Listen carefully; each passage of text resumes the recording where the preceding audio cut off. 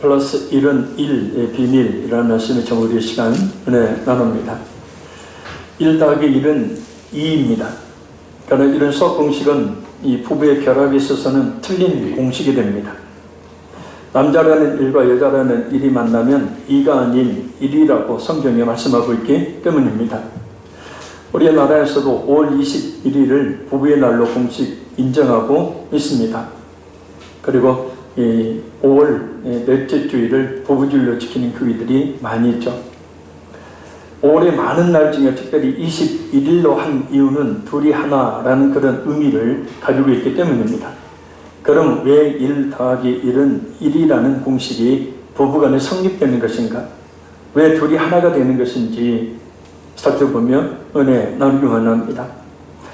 그럼 먼저 한 가지 말씀드리고 싶은 것이 있습니다. 오늘 이 자리에는 여러 사연들로 인해서 부부관계를 온전히 이루지 못하고 있는 분들도 있습니다.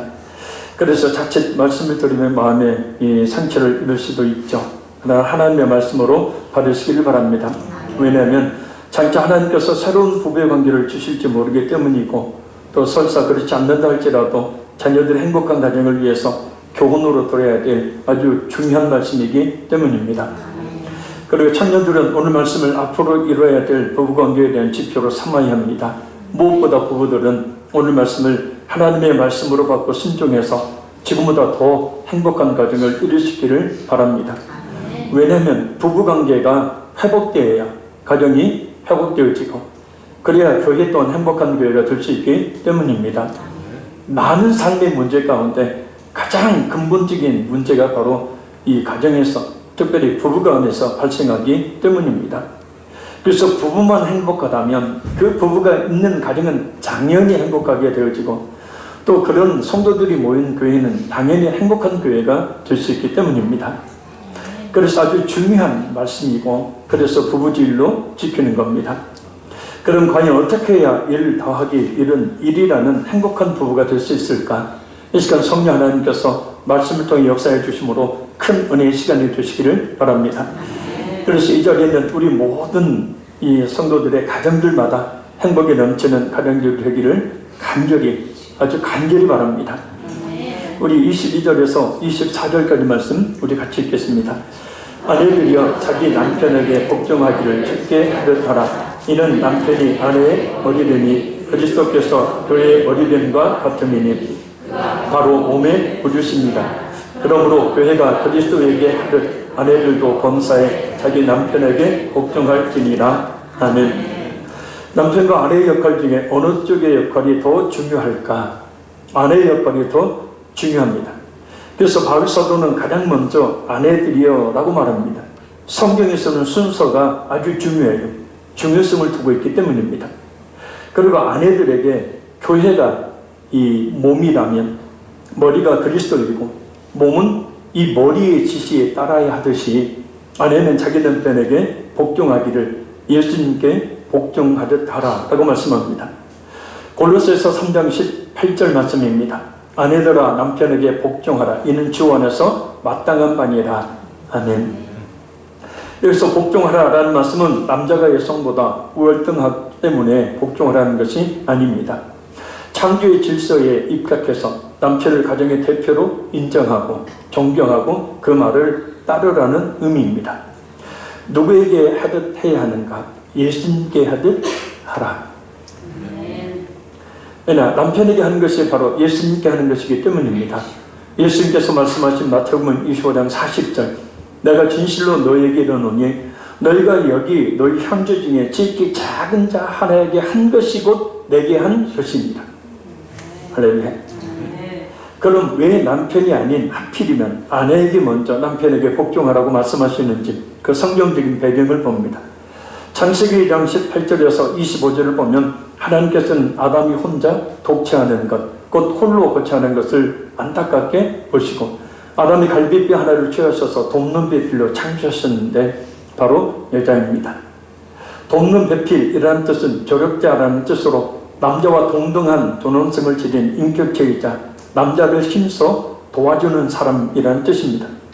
그러니 남편이 주도적 역할을 감당하고 아내는 남편과 동등한 존엄성을 가진 인격체로 남편을 힘을 다해 도와야 한다라는 그런 뜻입니다. 그러나 결혼을 살다 보면 이런 관계가 잘 이루어지지 않죠. 서로 다르다는 것을 많이 체험하기 때문입니다. 소위 성격 차이라고 말하는, 결혼 전에 안았던 것과는 너무도 많이 다른 서로의 모습에 대해 실망하고 때로는 그것을 견디지 못하고 서로 갈등하고 또 서로 등을 돌리는 일들도 발생하기 때문입니다. 그래서 톨스토이는 이런 말을 했습니다. 행복한 결혼 생활은 상대와 얼마나 잘 지내느냐가 아니라 얼마나 불일치를 감당할 수 있느냐에 달려있다. 할렐루야. 그러니까 얼마나 잘 지내는 것이 행복한 것이 아니고 얼마나 서로 다른 일치하지 못한 것을 일치하게 만들어 가느냐, 이것이 곧 뭐냐면 행복한 결혼 생활이다. 그럼 어떻게 해요? 톨스토이가 말한 이 불일치를 어떻게 일치가 되어 가게 할 수 있을까? 톨스토이 이 말을 현실적인 부부 관계 속에서 바라본 해나무라는 필명을 가진 어느 에세이 작가의 글 중에서 도움이 될 만한 부분을 뽑아 그대로 옮겨 읽어드리겠습니다. 당연히 한창 타오를 때는 몰랐다. 그와 내가 이렇게 다른 줄을. 그때 우리는 보드라운 결만으로 서로를 대했기에 정전기적 끌림으로 온화하게 다만 있어도 충분했다. 우리는 알게 된 지 1년 만에 부부라는 이름의 결정체가 되었고 함께 할 수 있어서 마냥 좋았다. 딱 6개월까지만. 아이를 낳고 키우며 본격적인 생활, 곧 현실이라는 물에 녹아 서로에 대한 긴장을 늦추고 널브러져 갔다. 정확히 말하면 온전히 내게 맞추었던 그가 본연의 모습을 드러내기 시작했다. 나도 그렇겠지만 늘 향기롭고 따뜻할 줄만 알았던 우리의 공간은 쓰고 싸늘하기만 했다. 처음에 다정스러운 남자는 온데간데였고 가부장적이고 예민한 아저씨가 배를 내밀며 불쑥불쑥 나타났다. 그의 입장에서는 이기적이고 까칠한 아줌마가 출연할 것이다. 어찌되었든 그와 나의 성향은 많이 다르다는 걸 20여 년째 알아가고 있다. 맞다. 여태껏 끝이 없다. 그는 열이 많아 한겨울에도 아이스 아메리카노를, 소음인인 나는 한여름에도 뜨거운 커피를 마셔야 한다. 저 횡단보도를 건너야 할 때 2단계 남은 초록등의 부름에 그는 전력 질주를 하지만 나는 미련을 버린다. 그는 나를 기다려주지 않고 먼저 건너가 있다. 그는 영화관에 들어가면 1시간 넘게 숙면하고 나는 아무도 울지 않는 장면에서 혼자 질질 짜고 있다. 이 정도의 다름은 애교일터. 다툼을 부르는 다름은 무궁무진하다. 한 사람이 만들어지기까지 얼마나 많은 환경과 상황들이 관여했겠는가. 우리는 애당초 무엇에 끌렸던가. 닮아서가 아니라 달라서였다. 그러함에도 상대방을 인정한다는 것. 서로의 빈틈을 포착하여 지적질하고 간섭하지만 예민한 것들은 건드리지 않는다. 오랜 시간 속에서 알아내 절대 건드리지 말아야 될 핵은 조심하고 서로가 소중히 여기는 것들은 최대한 존중해 주려 한다. 서로의 불일치를 인정하며 이제 호르몬이 아닌 정이라는 묘약으로 감당해낸다. 부부 사이의 정이란 상대방을 이해하기 위한 끊임없는 노력으로 빚어진 사랑의 또 다른 이름이기에. 그래도 이 부부는 정으로 사는데 어떤 부부는 우정으로 산답니다. 성경을 보면 부부는 서로 몸의 형질이 같아요. 아담의 갈비뼈로 만들어진 하와는 분명 아담이 가지고 있는 동일한 형질을 가지고 있습니다. 꺾고자 할 수 있는 나무의 가지를 꺾어 땅에 심으면 들과 똑같은 종류의 꽃을 피우고 열매를 맺게 되었듯이 형질의 법칙이 바로 통한다는 거죠. 몸은 분명 둘이나 곧 서로 완전히 다르나 한 몸의 형질을 벗어날 수 없다는 겁니다. 그래서 결국 선악과를 따먹지 말라는 하나님의 말씀을 하와가 먼저 어겼지만 하나님께서는 하와에게만 벌을 내리지 아니하시고 하와 한 몸인 아담에게도 동일한 벌을 적용시키십니다. 창세기에 나오는 부부의 완전한 하나됨의 모습은 죄로 인해서 많이 상실되었지만 그래도 믿지 않는 사람들도 남편과 아내를 한 몸으로 여기는 성경적인 모습은 지금도 존재하고 있습니다. 이 세상을 사는 믿음 안에 있는 남편과 아내는 서로 따로 존재할 수 없습니다. 그러나 악한 사탄은 이런 하나님의 창조의 비밀을 교묘하게 무시하게 만들어서 남편과 아내가 한 몸임의 질서를 파괴해버릴 만한 그럴듯한 술책을 부리죠. 요즘 정치인들이나 방송 그리고 우리 사회에서 크게 유행하고 있는 말이 있죠. 바로 페미니즘이라는 말입니다. 문자적으로 성별에 의한 차별을 없애고 여성의 사회, 정치, 법률상의 지위와 역할을 신장하는 그런 주의를 이야기합니다. 이전에 억눌렸던 여성들의 지위와 역할을 신장시킨다는 긍정적인 측면이 있습니다. 그러나 요즘에 지나친 이 페미니즘 강조로 인해서 상대적으로 역차별적으로 남성의 지위와 역할이 매우 위축되고 있기도 합니다. 페미니즘에 조금이라도 저해되는 그런 말과 행동을 하게 되면 온갖 독소를 포고됩니다. 결국 지나친 페미니즘의 결과로 독신주의자들이 늘어나게 됐고 여성 자신의 행복을 위해 출산도 하지 않으려는 하나님의 창조 질서를 해치는 비성경적인 결과들이 초래되고 있습니다. 우리는 죄의 몸을 입고 있으므로 완벽한 가정을 세울 수는 없습니다. 하지만 하나님께서 요구하시는 행복한 가정의 모습으로 회복해 나갈 수는 있습니다. 그리고 거기에 느끼는 기쁨과 만족을 충분히 누릴 수 있습니다. 그것은 바로 아내가 그 역할을 회복하는 데에서 비롯됩니다. 아내가 먼저 남편에게 복종하면 됩니다. 자, 그러면 아내가 남편에게 먼저 복종하면 어떤 유익이 있을까? 또 아내가 남편에게 복종한다는 것은 아내 자신에게 있어 어떤 의미를 가지는 것입니까? 베드로전서 3장 1절에서 6절 말씀입니다. 아내들아 이와 같이 자기 남편에게 순종하라. 이는 혹 말씀을 순종하지 않는 자라도 말로 말미암지 않고 그 아내의 행실로 말미암아 구원을 받게 하려니니 너희의 두려워하며 정결한 행위를 범이라. 너희의 단장은 머리를 꾸미고 금을 차고 아름다운 옷을 입는 외모로 하지 말고 오직 마음을 숨은 사람을 온유하고 안전한 심령에 썩지 아니할 것으로 하라. 이는 하나님 앞에서 값진 것이니라. 전에 하나님께 소망을 두었던 거룩한 부녀들도 이와 같이 자기 남편에게 순종함으로 자기를 단장하였나니 사라가 아브라함을 조라칭하여 순종하는 것 같이 너희는 선을 행하고 아무 두려운 일에도 놀라지 아니하면 그의 딸이 된 것이니라. 아멘. 남편에게 순종할 때 혹시 그 남편이 예수를 믿지 않는 사람이라 할지라도 말로는 믿게 할 수는 없지만 그 아내의 순종하는 행실은 남편으로 하여금 예수를 믿게 한다는 놀라운 말씀이. 그리고 아내를 가장 아내답게 하는 것은 남편에게 순종하는 것이라는 말씀이에요. 할렐루야. 진짜 아내인 자신을 가장 아름다운 사람이 되게 하는 것은 자신의 몸을 금은 보석으로 꾸미고 좋은 옷을 입는 것이 아니라 남편에게 순종하는 것이라는 말씀이에요. 지금까지 수많은 믿음의 아내들이 이와 같이 자기 남편에게 순종하는 것을 자기를 단장하는 것으로 여겨서 그렇게 했다는 말씀입니다. 그것이 보석과 비싼 옷으로 자기를 치장하는 것보다 더 자신을 아름답게 하는 것이라는 말씀입니다.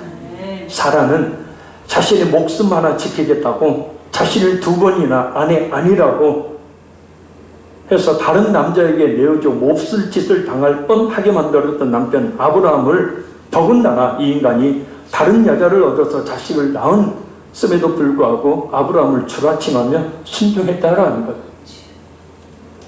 그런 남편을 어떻게 데려가 삽니까? 버려야지. 아니 자기 살겠다고 아내를 다른 남자한테 줘요?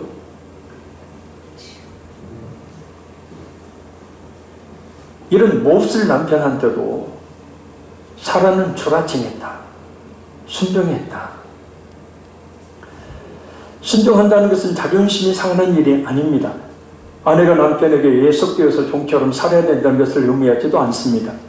남편보다 못한 존재라서 순종하는 것도 아닙니다. 순종해야 서로가 서로를 인정하게 되고 존재하게 되죠. 아름다운 관계를 유지하게 되고 질서를 이루어 행복하게 되기 때문입니다. 직장 생활 해보십시오. 직장에 가면 직장 상사의 말, 윗사람의 말 못마땅히 해도 이게 질서라는 게 있기 때문에 복종해야 하지 않습니까? 그러나 남편에게 아내가 순종하는 것은 그런 복종이 아니라 기쁨으로 따르는 것을 말하는 거예요. 오늘 본문에 나와 있듯이 남편이 이런 체질상 지시하는 스타일을 가지고 있어요.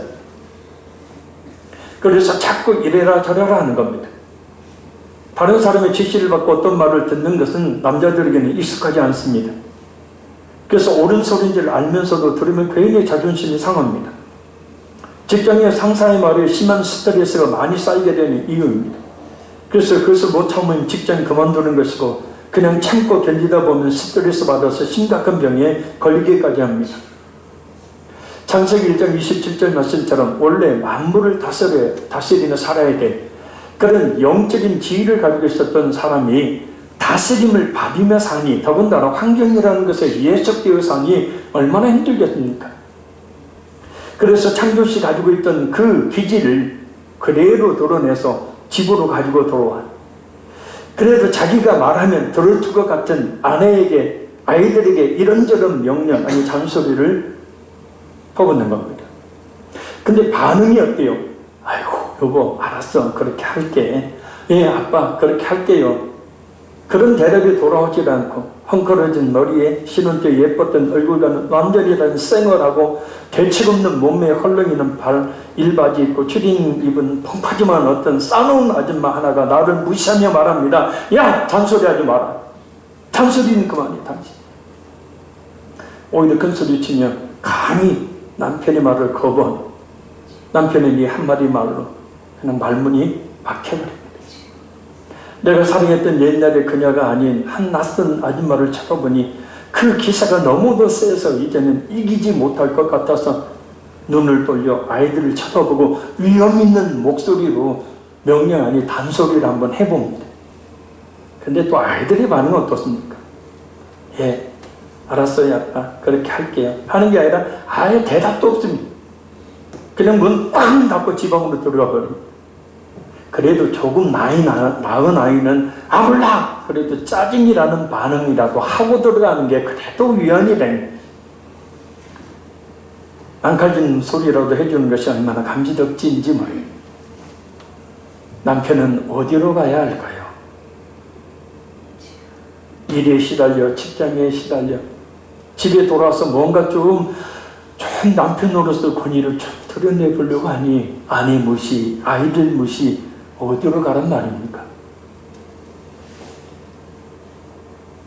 신종이란 일방적인 의견에 나를 맞추는 것이 아니라 상대의 의견에 같은 생각을 가지고 같은 행동을 하는 것을 말해요. 가정에 신중이 없으면 남편은 자기만의 굴속으로 들어가 묵묵부담 나오지를 않습니다. 그러면 아내는 또 이렇게 말합니다. 남편이 그러니 도저히 속상해서 못 살겠다고 짜증을 냅니다. 도대체 어떻게 해결해야 되는 겁니까?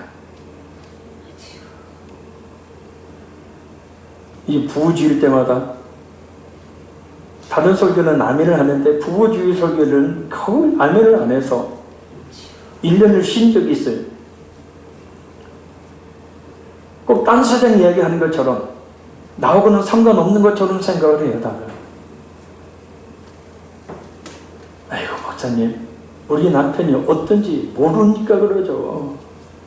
내 아내가 어떤지 모르니까 그러죠.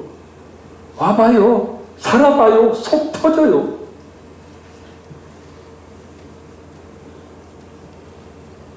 탈무드에 나오는 얘기입니다. 유대인 아버지는 결혼한 딸에게 다음과 같은 말을 해준다고 합니다. 딸아, 만일 네가 남편을 왕처럼 존경한다면 그는 너를 여왕처럼 우대할 것이고 네가 계집종처럼 처신한다면 남편은 너를 노예처럼 다루고 만일 네가 너무 자존심을 내세워 그에게 봉사기를 싫어하면 그는 힘으로 너를 하늘같이 부릴 것이다. 만일 남편이 친구 집을 방문하러 갈 때는 목욕도 하게 하여 몸치장을 잘해서 보내도록 할 것이고 남편의 친구가 놀러올 때는 급진히 대접할 것이다. 그렇게 하면 남편으로부터 귀여움을 받게 될 것이다. 언제나 가정에 마음을 쓰고 그의 소지품을 귀중히 여겨라. 남편은 기꺼이 내 머리 위에 관을 씌울 것이다. 봐봐요. 아멘 안 하잖아요. 자, 지금까지는 우리 여자 성도들이 당해왔는데 지금부터는 남편은 아내를 어떻게 대해야 하는가? 자, 우리 25절 읽겠습니다. 남편들아 아내 사랑하기를 그리스도께서 교회를 사랑하시고 그 교회를 위하여 자신을 주심같이 하라. 아멘. 이 말씀의 뜻은 남편은 아내를 도의나 하인 취급하듯이 대하는 것이 아니라 사랑의 대상으로 삼아야 한다. 따라합니다. 아내를 나와 똑같이 여기다. 골로새 3장 19절 남편들아 아내를 사랑하며 괴롭게 하지 말라. 여기서 사랑은 희생적이고 무조건적인 사랑을 의미합니다. 예수님께서 교회를 위해 자신의 몸을 아끼지 않고 내어주신 것처럼 남편은 아내에 대해 무조건적이고 희생적인 사랑을 해야 한다는 거예요. 아내가 별을 따달라고 하면 어떻게 돼요? 미쳤어? 무슨 말 같은 소리예요? 이럴 거예요? 아니요, 집 나가세요. 별 따러 가세요. 달을 따달라고 하면 달 따다 줘요. 제가 집사람을 얼마나 사랑했는지, 집사람이 감기 걸렸다고 하니까 연애할 때 말입니다. 한 10km 정도로 거리를요, 밤에 감기약 사가지고 뛰어갔어요, 맨발로. 이런 것들이 별 따다주는 것이고 달 따다주는 거잖아요. 도대체 감동이 없어요, 감동. 어떤 성경학자가 이렇게 말했어요. 하나님께서 여자를 아담의 발뼈, 천한 부분으로 만들지 아니하시고 두골, 섬김을 받을 만한 높은 부분으로도 아니하시고 오직 갈빗대, 애정의 부분으로 지으셨다. 갈빗뼈는 달랑 하나죠. 그래서 손자는 못 섭니다. 누군가에 기대해야 합니다. 선다고 해도 언제 넘을지 모르는 불안전한 존재예요. 감싸줘야죠. 그래서 갈빗뼈는 자기가 나온 그 자리에 들어갈 때 가장 큰 행복을 느낀다는 거예요. 남편의 사랑을 받을 때가 가장 안정을 느끼며 제일 행복하다는 뜻입니다. 오늘 TV 프로에서 어느 할머니가 속을 지독이듯 썩이며 살다가 돌아가신 할아버지를 두고 담당 PD에게 이런 말을 합니다. 우리 자식들 다 잘하지만 그래도 속 썩이던 남편만 못해. 자꾸 아내가 꾹꾹 찔러대는 말과 행동을 하는 것은 사랑이 부족하다는 신호를 보내는 거래요. 그런데 세상에서 힘들게 사는 남편들은 그것을 그런 신호로 받아들인 것이 아니라 바가지 긋고 잔소리하고 대든다고 생각합니다. 그러면서 한다는 말이 저래서 정이 안 가, 정이 안 가 라고 합니다. 그게 아니죠. 아무리 날카로운 송곳도 두꺼운 수건을 말아 감싸버리면 송곳 노름 못합니다. 사랑으로 감싸버리면 모든 상황은 종료, 무엇보다 반찬이 달라지죠. 아무리 견디기 어려워도 연하는 남편에게 사랑받고 있다는 느낌이 들 때 어떤 어려움도 잘 참아줄 수 있다고 합니다. 아니 그렇게 죽을 때까지 살라고 해도 사랑받으면 기꺼이 살 수 있다고 합니다. 그래서 남편은 아내에게 다른 것 해주려 하지 말고 사랑을 줘야 한다는 거예요. 아멘. 구찌 핸드백 사주지 말고 명품 옷 사주지 말고 사랑을 해줘라는 사랑. 저도 설교하면서 많이 지금 찔림을 받고 있습니다.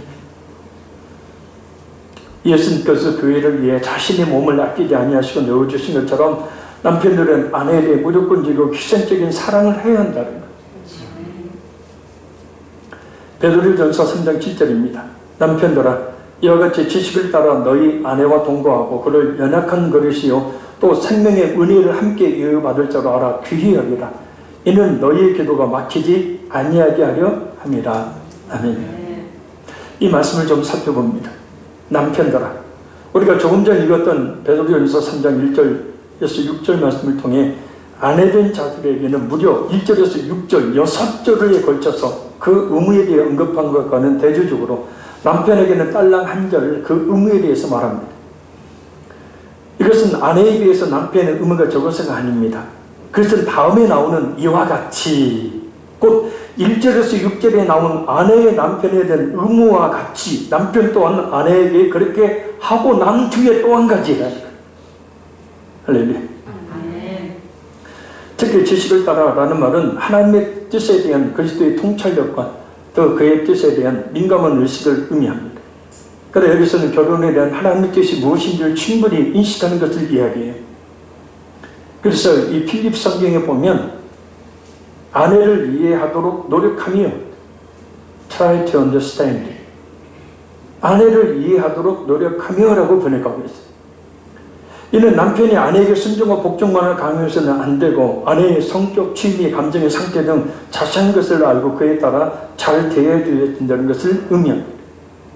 왜냐하면 아내는 연약한 그릇이기 때문이라는 거예요. 육체적인 연약함을 말합니다. 남편 또한 연약한 그릇인 아내는 남편보다 더 연약하다는 뜻이에요. 그러니 누가 돌봐줘야겠습니까?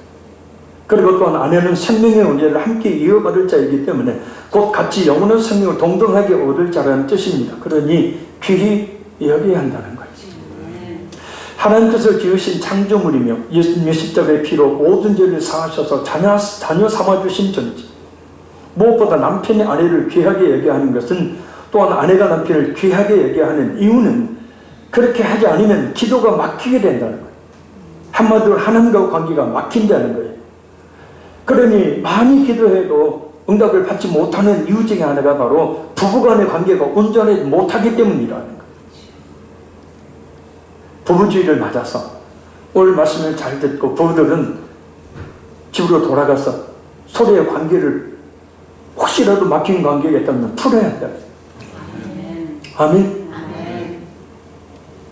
자, 우리 막힌 관계를 한번 풀려고 했으니까 막힌 관계를 한번 풀어보자. 이러봐, 앉아봐.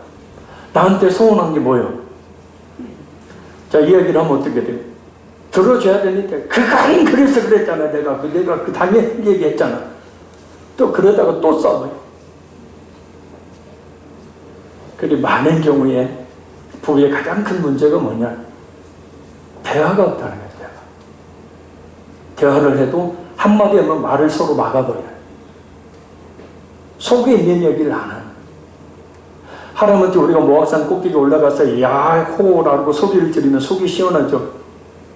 속에 있는 것들을, 남편에게 서운했던 것, 아내한테 서운했던 것들을 서로 이야기만 해도요, 얼굴빛이 달라지고 행동이 달라져요. 집에 돌아가서 대화를 많이 하십시오.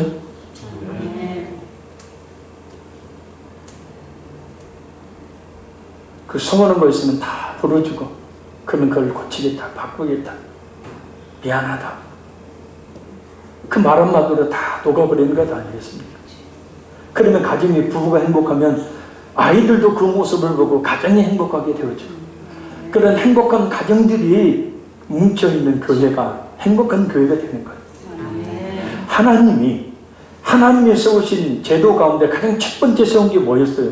교회 아니에요. 가정이에요. 부부예요. 아멘? 그래서 거기에 대한 기대를 가지고 계시는 거예요. 말씀드렸습니다. 남편과 아내의 역할 중 어느 쪽의 역할이 더 중요한가? 아내의 역할이 매우 중요합니다.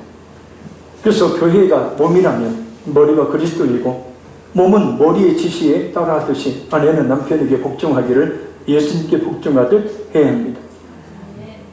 아멘 좀 해봐요. 저 목사님은 옛날 사고방식이구만. 그게 아니라니까요. 남편을 가정의 대표로 인정하고 존경하고 그 말을 따르는 의미예요. 순종해 서로가 서로를 인정하여 존재하게 되고 아름다운 관계를 유지하며 질서를 이루어서 행복하게 되기 때문입니다. 순종이 없게 되어지면 관계 형성이 안 되는 거예요. 그러니까 따로따로 사는 거죠. 쇼인도 부부로 사는 거예요. 남편은 아내가 연약한 존재임을 알고 예수님께서 교회를 위해 무조건적이고 희생적으로 사랑하셨던 것처럼 그렇게 아내를 무조건적이고 희생적으로 사랑해야 합니다. 돈도 없는데 비싼 거 사주라고 하면 어떻게 해야 돼요? 빚내서 사주세요.